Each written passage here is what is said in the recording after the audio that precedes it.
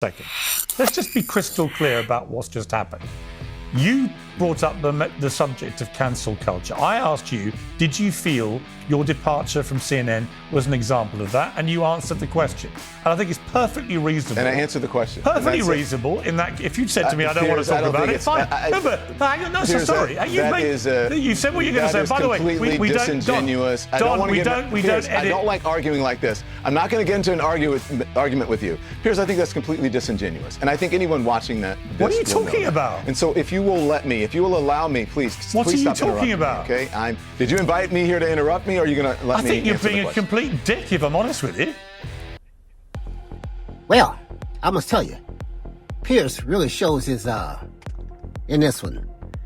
I guess he's trying to hype things up even more for the far-right people to sell his book against wokeness. This one gets heated. Let's get into it. So obvious about it. And I think this is so disgusting is that you don't really care. You don't really care about Charlie Kirk. What you care is that this is a moment that you can use for clicks, to boost your podcast or your streaming show or your radio show or your television show or your news show or your MAGA bona fides with the MAGA group or your political stripes, that you can improve it, or you can have a moment where you're crying in front of the cameras. You gather all the reporters at the Capitol and you go, and it's your fault, and it's your fault, and it's the left and whatever. Well, Don Lemon is, of course, a former CNN anchor like me, who now hosts the Don Lemon Show, clips of which appear frequently in many popular podcasts. And he joins me now. Don, how are you? I'm doing very well. How are you? Good to see you, Piers. We were both introduction, but it's great to see you. We were both greatly lamented ex-CNN anchors. In fact, we shared an office. You took my old office. So I feel like we've got a lot in history together. Your reaction to Charlie Kirk's murder has stirred up a lot of anger on people on the right, particularly the clip we just heard where you talk about them not really caring about what happened to him and just reacting for clicks, crying for clicks and so on. I've interviewed quite a few people who are on the conservative right who knew Charlie Kirk well. I've not detected any of that myself. I do think that they were genuinely, utterly horrified by what happened. Do you not think that what you said there was insensitive? No, I don't. I'm surprised because I was actually taking up for Charlie Kirk. I was taking up for him as someone who died a horrible, untimely death, and that there are people who are out here trying to capitalize off of his death. I don't think it's that much different than what his friend, who is his confirmed friend, Candace Owens, is saying about folks who are using it for political and for career expediency. There are those who are doing it, and there are those who are not. And if you are not, then I don't think anyone who's not doing it took any offense to it. There's an old saying here in America: a hit dog will holler. So the folks who I felt a certain kind of way and that I touched with that statement or those statements, then perhaps they should take a look at themselves. And by the way, as you know, Piers, you've been a victim of this. Many of us have been a victim to this. You take a clip, you do a short clip that is out of context, and then you make it into something that you want it to be rather than what I said. I don't see many people on the right at all of me running clips of me saying, I think, it was horrible what happened to Charlie Kirk. It should never have happened. I feel terrible for his wife and his kids. The kids are fatherless. She does not have a husband right now. I don't believe in political violence at all, whether it comes from the right or the left. No one played those clips. What they did was take someone like me that they can demonize. They feel that I'm on the left. As you know, Piers, we work together. I'm not on the left. I am not a Democrat. I'm not a Republican. I'm not on the right either. I have my own mind, and I make up my mind, and I decide on issues based on what I believe in and based on facts, not a certain political ideology.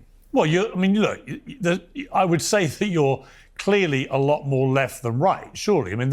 I've never heard you espouse a conservative sentiment.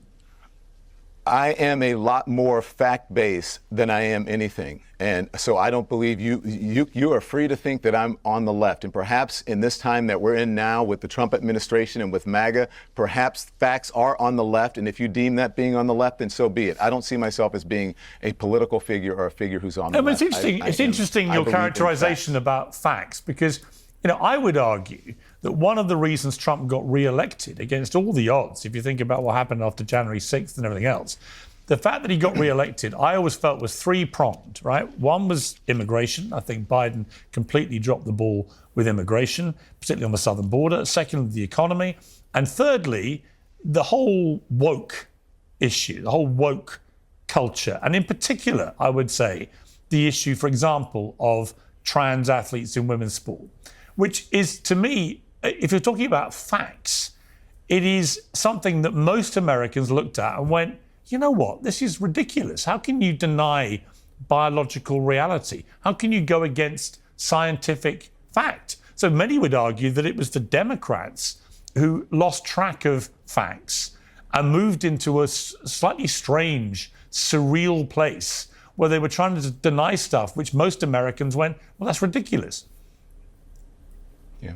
Look, I would not qualify it the way that you're qualifying it. I do believe that you have a point about the Democratic Party not understanding the moment that we're in, that America's in right now.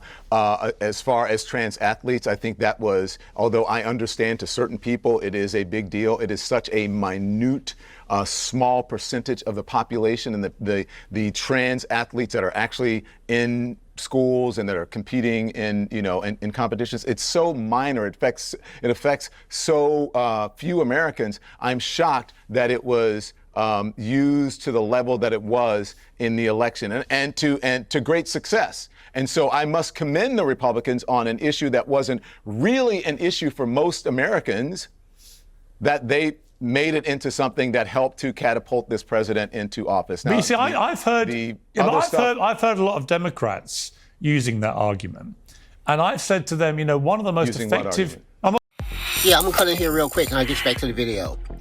Yeah, Piers, you know why you heard them use it? Because it's true. It's like less than 1% of 1%. It's ridiculous. Most people don't even know transitioning person. Are you telling me that transitioning people are falling out of trees in Tennessee? Come on. I mean, it's not even like you run into one every day in California. It's ridiculous. They just make up these issues, blow them out of proportion, and fools fall for it. And people like Piers, who knows better, hypes it up. I mean, you think every time you turn around, there was a transition person going in what you think is the wrong restroom. It's total bullcrap. People, and for the right to have the nerve to call the left propagandists and hate mongers, and every time you turn around, they're finding these dog whistles, which is what that transgender issue is for them. It's a dog whistle for hate. They find a group they want to hate. They know there's a lot of hateful people out there who's going to fall right in line. And they have nerve to call the Democrats the hate mongers. This is why 75%, at least 75%, of all political violence and all hate violence is done by the right. Because they hype up things like this. Blow it way out of proportion. Let's get back to the video. I'm not here to argue over trans rights. I don't think it necessarily cut to the argument of common sense. I think they simply found an issue that they could capitalize on based on fear or some perceived religious value or what have you. So I'm not going to sit here and demonize trans people, trans women, or trans men, because I just don't think that is fair and that is productive in this moment. I'm not going to go back and litigate why Donald Trump won and on the issue of trans. We simply disagree on that. I think it affects so few people. I think it was something that was blown out of proportion. And while there may be some people who are affected by it, and if they are, I'm sorry that happens. But happens.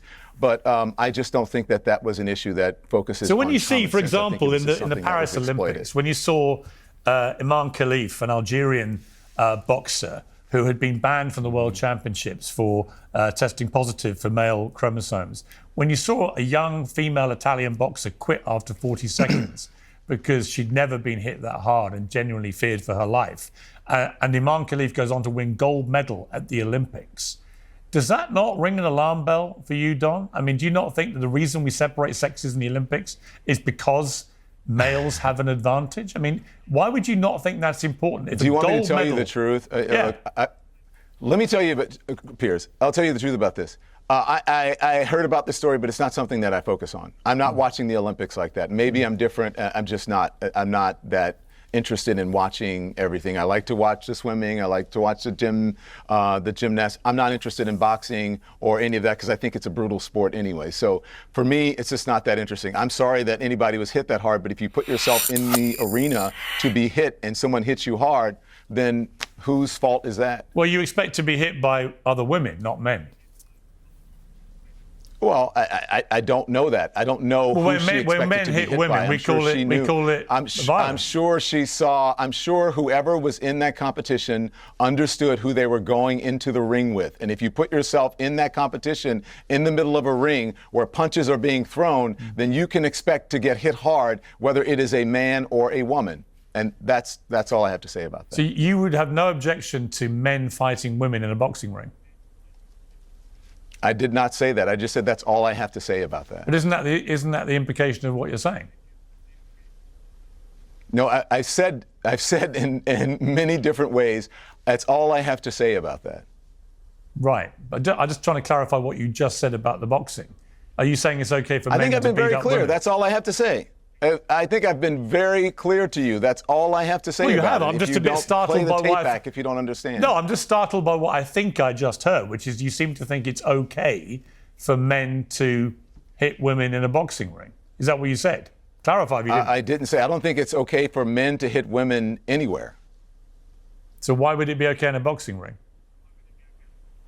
Well, again, I didn't say it's okay in a boxing ring. I just said that's all I have to say about it. I don't think it's okay for men to hit women. So anywhere. then it sounds like you agree with me that biological men should not be competing against women in a boxing ring.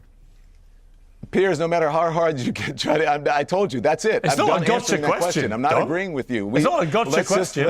I'm not saying it's a gotcha question. I'm just saying that I am done with this particular conversation. I don't think that it is productive. I've said what I said, and I'm not changing it. I don't agree with you. That's it. But if you were doing your old show at CNN, you would have listened to your own response and gone, what exactly did he mean by that? I probably would have said, okay, that's what you said, and then I would move on. Okay, we'll move on. You've criticised the MAGA right for turning Charlie Kirk into a martyr. You said if a black man on the left went around saying what Kirk said, the right wouldn't consider him a hero. It's an interesting point. Let's take a listen.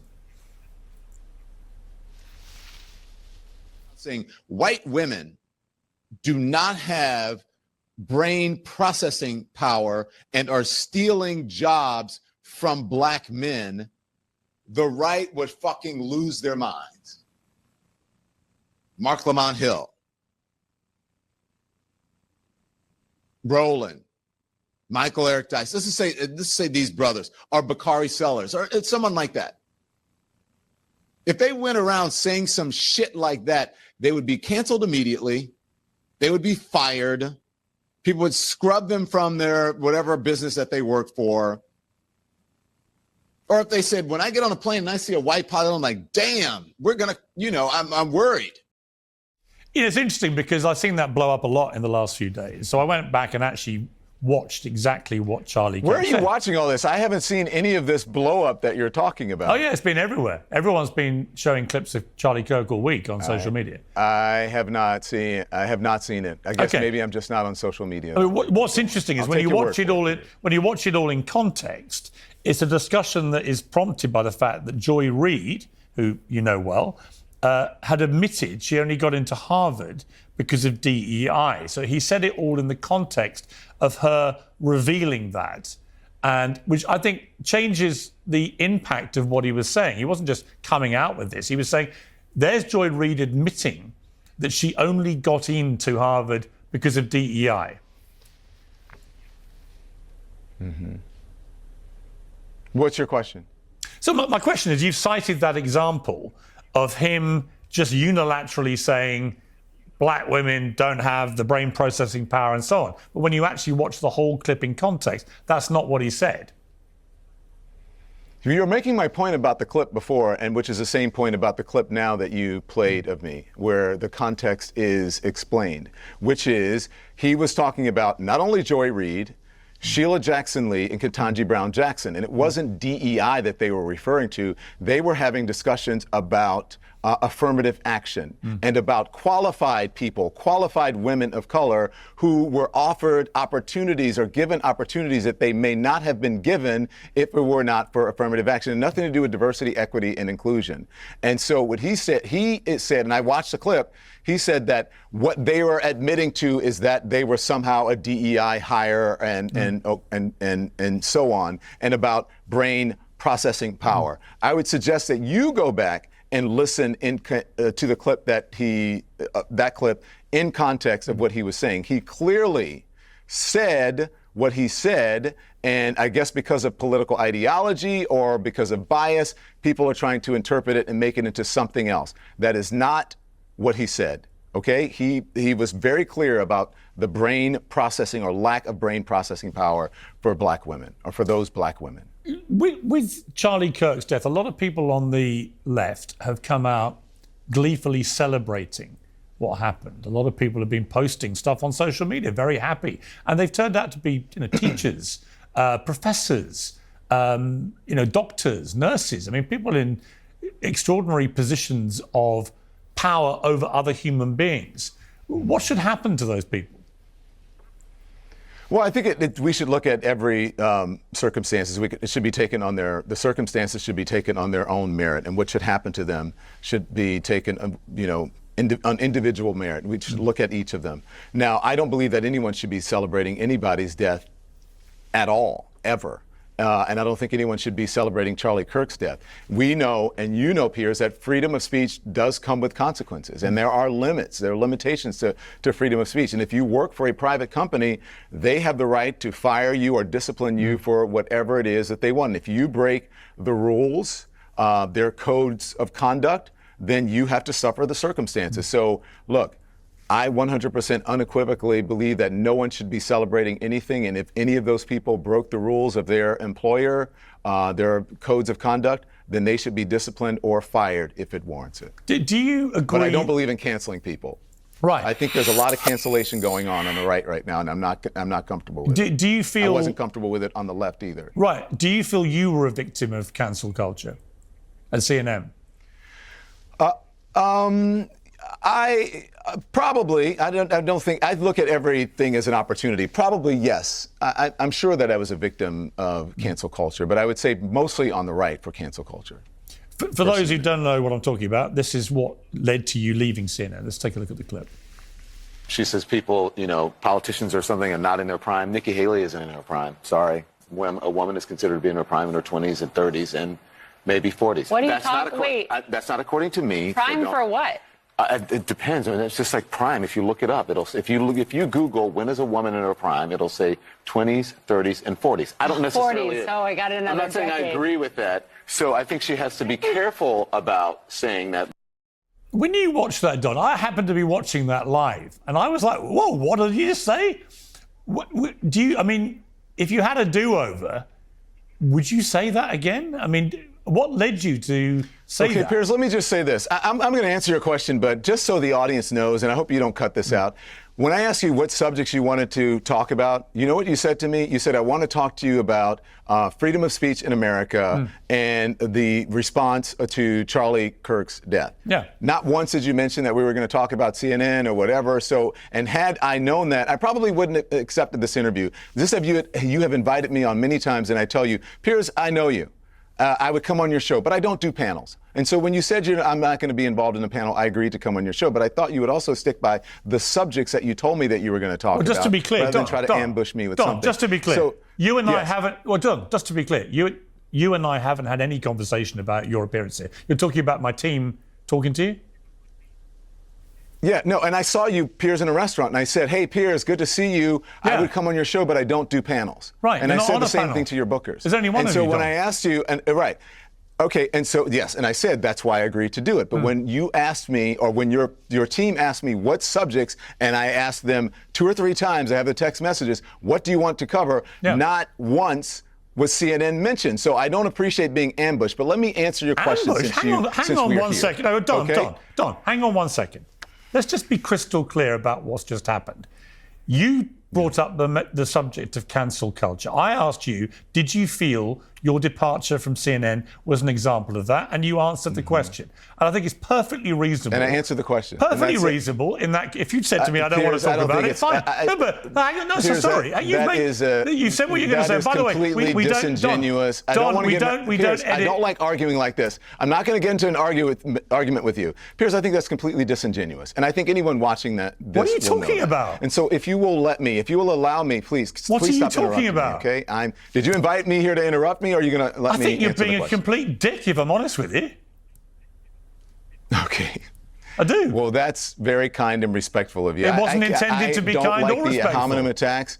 I could respond in kind. You can but say I what you won't like about me. I don't think care. that I think that I'm above that. I'm not going to do that, Piers. That's not who I am. I don't understand do why ad you're hominem playing the attacks. victim card when you I don't do personal yourself attacks. mentioned cancel culture. Because Piers.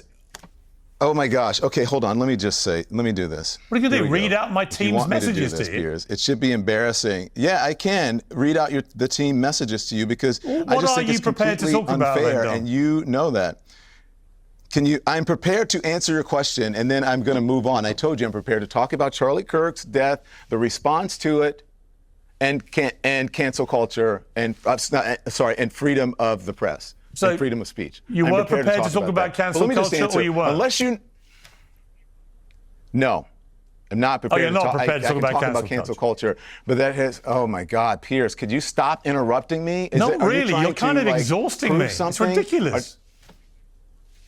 Why would you react this way to a perfectly normal? Obviously, if you mention cancel culture, obviously it's rational and logical that I would ask you whether you felt what happened to you at CNN was that. I play the clip and then you throw a hissy fit. I've given you a moment. Enough. I've given you your moment. I don't want a moment. This is going to go viral. So please, I don't want a moment, yes, you do. Otherwise, you wouldn't do this. Otherwise, you would be a respectful journalist and host, and you would let me talk. I don't think I'll take lectures on being a respectful journalist because you want a moment. Oh my gosh, Piers. I won't. I can't even hear because there's a delay and you keep talking. And what do you want me to do? Like rip the earpiece out in the mic and run off so you have a moment? No, I don't care. Are you do going to let whatever me answer you like. the question? Are you just going to keep pillaring me with questions? I don't know why badgering you've gone on me this and weird rant. I don't answer? understand any of it. Why have you done this weird reaction?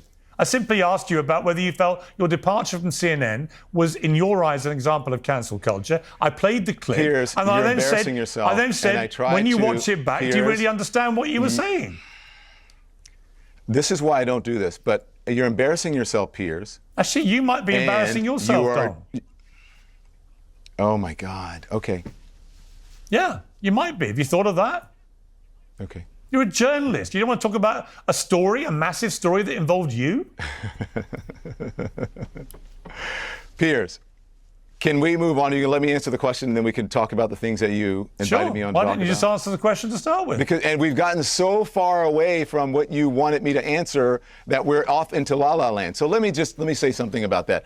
The clip that you played had nothing to do with me leaving CNN, okay? And unless you know something that I don't know about me leaving CNN, then you should tell me about it. It had nothing to do. I worked there for months after that. So that had nothing to do with it. And so, and I forget the other thing that you were asking me about in that clip. But I asked you when you watched the clip back, if you could explain what was going through your mind, that's all. Thank you. I think the key phrases in that clip, if you want to be honest, and I want you to listen to it, is that I'm not saying that I believe that. That's not according to me. What I was speaking for there is how society treats women. And someone like Nikki Haley should know if women have been discriminated against for centuries, she should be more careful than to say something that discriminates against older people. That's it. And so people took that out of context. No one puts in whenever they write about it that I said, I'm not saying that. I don't believe that. I said that very clearly there. So that is not the reason that I was let go from CNN. And so again, unless you know something, then go ahead. Well, as you know, it was widely reported that was. So what was the reason? Don't believe everything you read. What was the reason? I don't know. You don't know. No. But it all happened after that incident. You know that. Yeah. Well, Piers, everything happens after something. I don't understand what your point is. Well, my point is, I think it's quite newsworthy. If you say it had nothing to do with that, then it'll raise the obvious question. I don't think it's newsworthy, Piers. That was 3 years ago. Right. That's it's not newsworthy. News means something that's new. This isn't new. Right. That was 3 years ago. That's Okay, been but it's all the first- litigated. it's If the you want first to find time out up- about it, you are free to be able to read the interviews that I read. You're free to read the statement that perhaps your folks should pull up the statement when I left CNN, and that can explain to you what happened. So this is nothing new. You It's just all told me water you've under no the bridge. idea why you I were have let moved go. on. I'm doing something completely different, and so that's that. Right, but you just said you've no idea why they got rid of you. I did. So how do you know it wasn't to do with the clip we just played? I just said that. I just answered your question. Now, what else do you want to talk about? What do you want to talk about, Dom? The subjects that you invited me on to discuss, Piers. I thought that included free speech and everything around that. I know you're loving this viral moment. I just think that you're embarrassing yourself I don't think in you this understand moment, what me go at on. all. I've got nothing against you at all.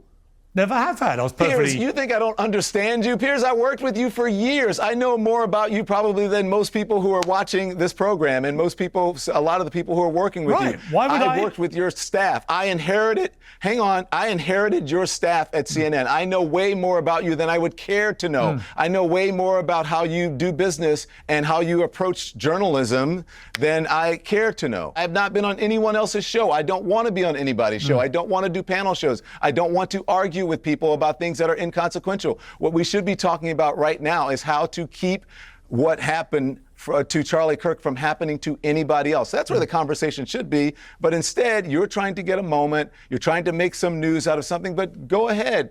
Have your fun. But we should be discussing something that is productive to the American people instead of you going into the garbage and trying to find something that will, give you a moment or that you will, get a click out of it or more viewers for your program. You sound very bitter, Dom.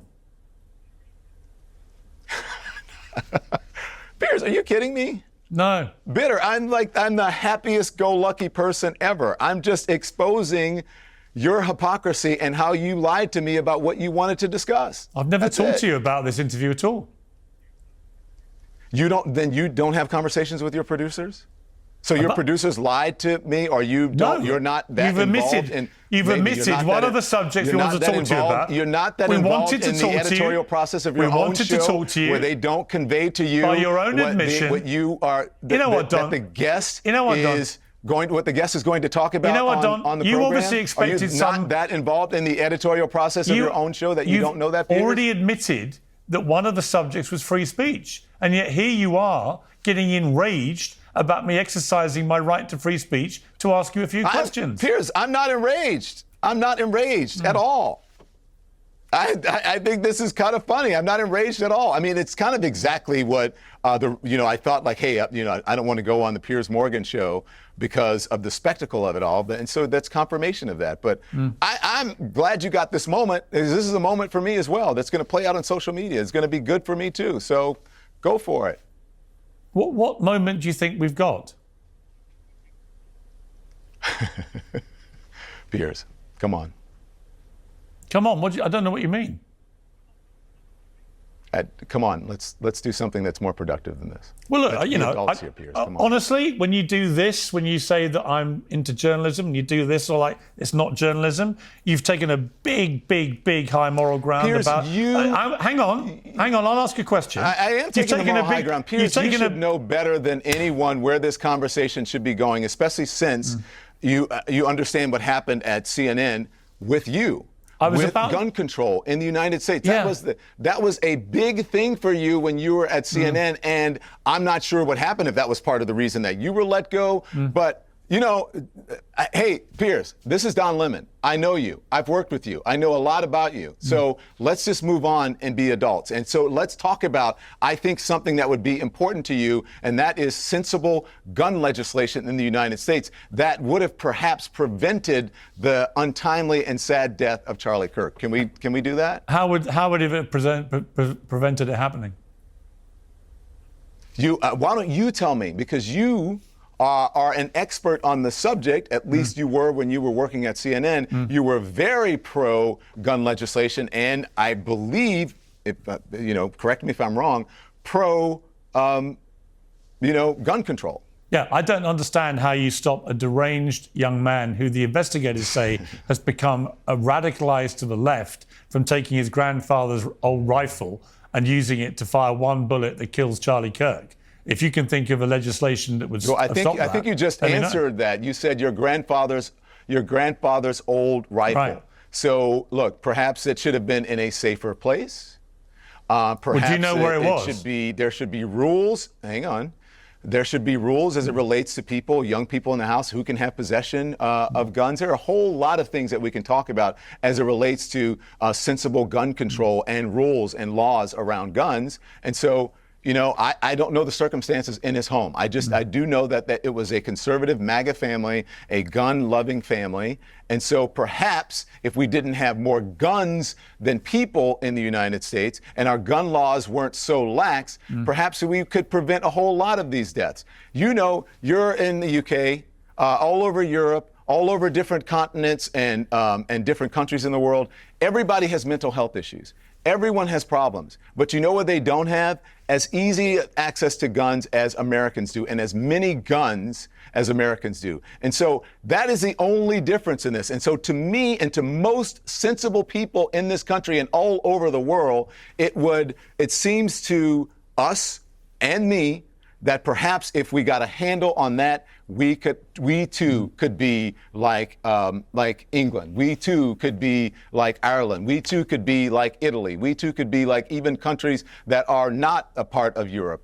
We too could be that way and not have so many senseless gun deaths. And do you think that one of the reasons why this shooter killed Charlie Kirk was because he didn't like his opinions?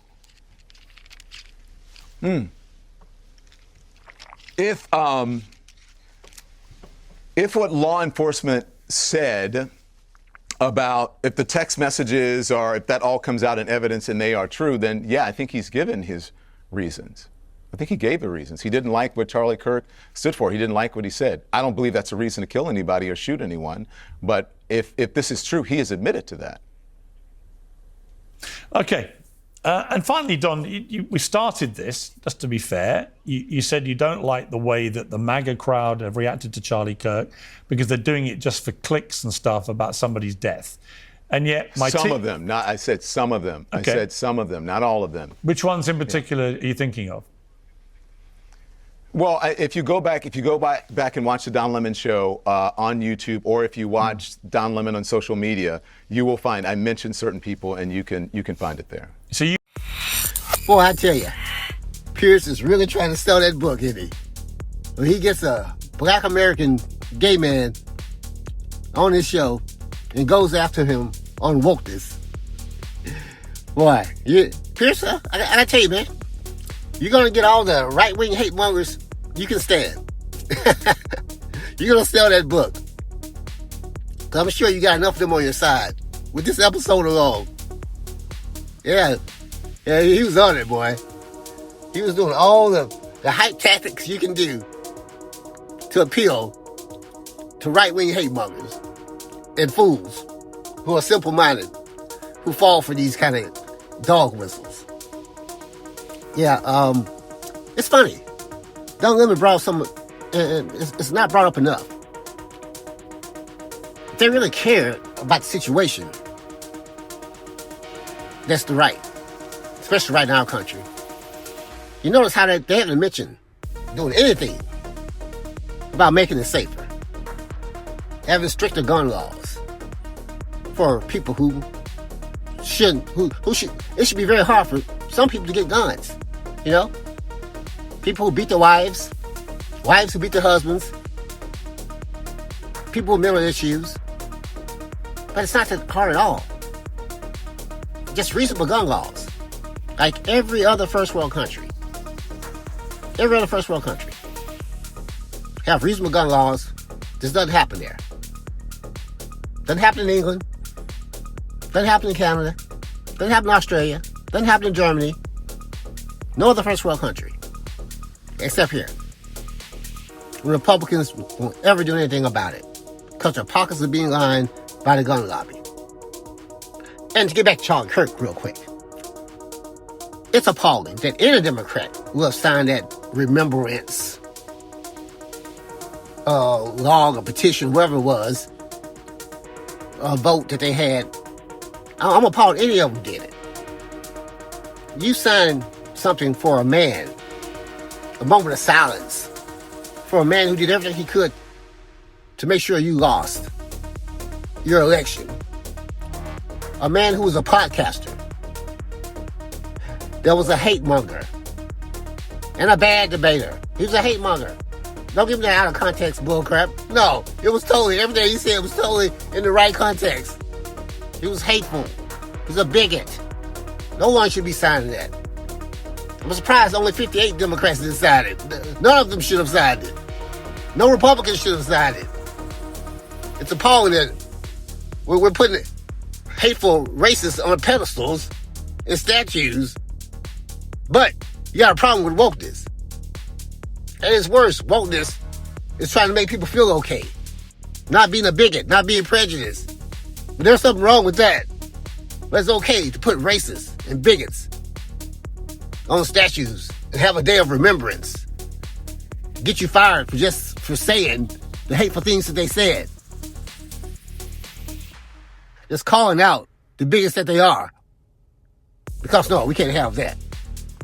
Republicans always want to put these horrible people on statues and honor them, but they don't want anyone to know the horrible things that they did. Interesting, ain't it? Think about that. Let me know what you guys think in the comments. Thanks for watching.